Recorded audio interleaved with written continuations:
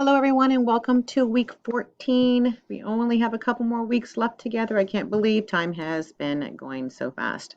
I wanted to go over Module 14 with you, and the instructions and so forth, and we will begin by looking at our instruction tab.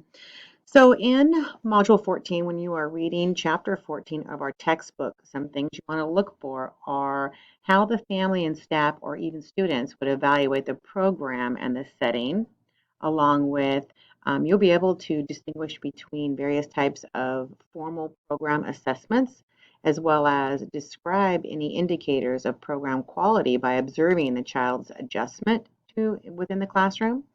You'll be able to compare curriculum models and the possible effect of group care on development, as well as determining how to help all children adjust to group care. Those are some things you want to look for while you're reading Chapter 14. And one of the SLOs that we'll be covering this week is describe and evaluate the characteristics, the strengths, the limitation, and application of contemporary observation and assessment tools. Okay, in order to be successful this week, you will need to read Chapter 14, review the videos, as well as the PowerPoints that I have provided for you. You want to go ahead and make sure you take your quiz by Friday, November 27th at 11:59 is the cutoff time. You want to complete your discussion board, which is common practices, which we'll go into that in a moment. Again, the original thread is due no later than Wednesday, and your 2 peer posts on all different days is due by Friday.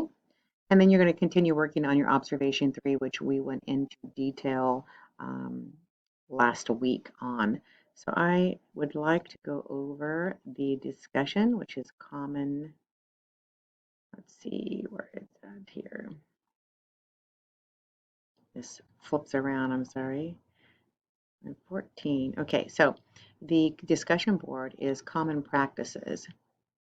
And basically, what I want you to do is when reviewing the common practices listed in the chapter, so after you're reading, you'll want to do this, how many of them do you currently or plan to use? So just indicate how many you currently use and how many you plan on using.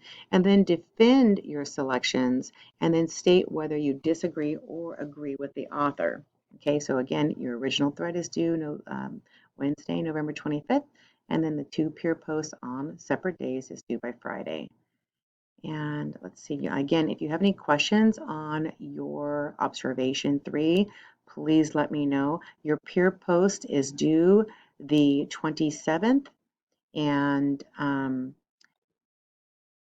the actual observation number 3 is due December 5th.